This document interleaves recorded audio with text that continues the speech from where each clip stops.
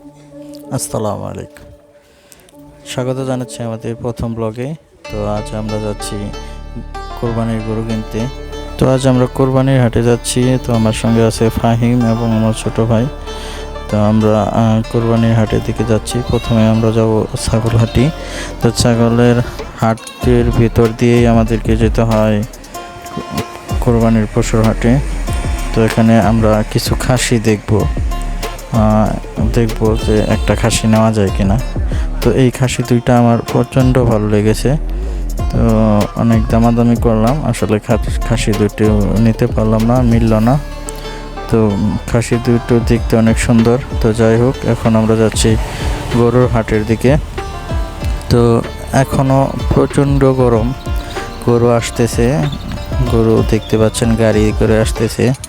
তো এই ভটভটি গাড়িগুলো আগে মানুষ পরিবহন করত, এখন গরু পরিবহন করে। তো দেখতে পাচ্ছেন অনেকগুলা গাড়ি এখানে এসেছে গরু নিয়ে। তো এখনও পুরোপুরি হাট জমে ওঠেনি।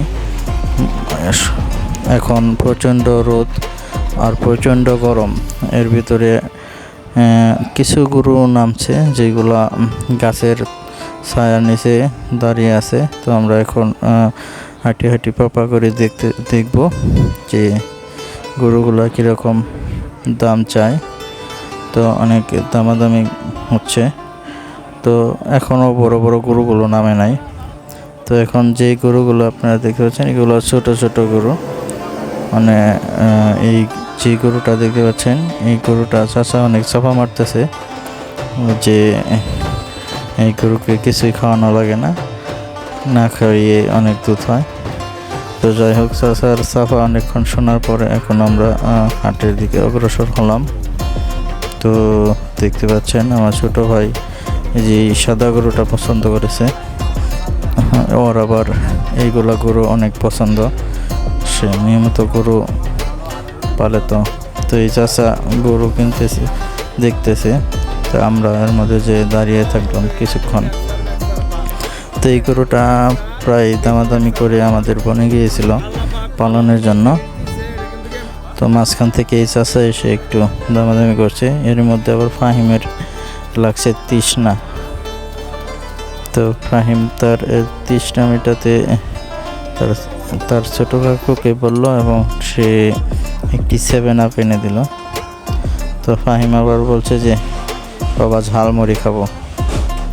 তো চাচাকে বললাম যে চাচা 5 টাকার ঝালমুড়ি দেন। চাচা বলতো ঝালমুড়ি না, তো এগুলো চিড়া ভাজা, তো 5 টাকার হয় না, 10 টাকার নিতে হবে।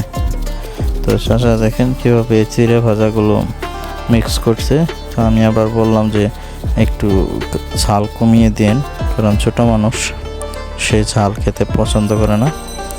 তো দেখতে পাচ্ছেন ফাহিম এখন চিড়া ভাজা খাচ্ছে, সাথে একটা ক্লেমনাফের বোতল। তো দেখতে পাচ্ছেন ফাহিম চিড়া ভাজা খাচ্ছে, আমাকে দিচ্ছে না।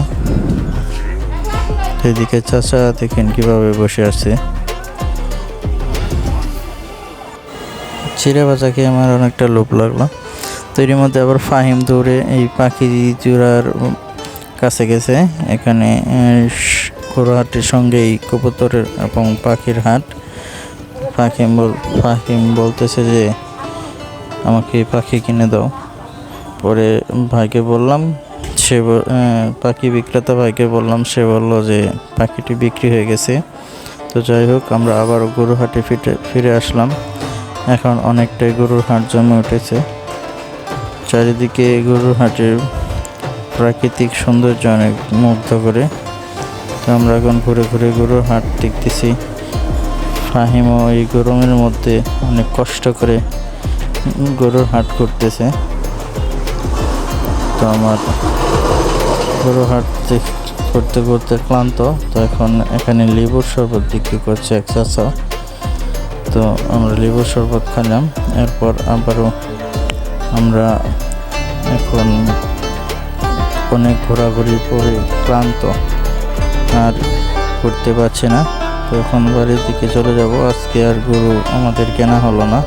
তো ইনশাল্লাহ নেক্সট পার্টে দেখাবো যে আমরা কী গরু কিনলাম এবং কত টাকা দিয়ে কিনলাম।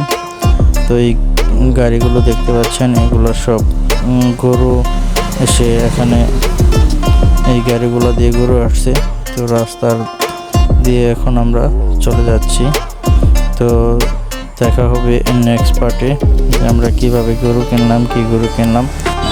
তো সকলে ভালো থাকবেন, সুস্থ থাকবেন, আমার জন্য এবং ফাইমের জন্য দোয়া করবেন। আল্লাহ হাফেজ।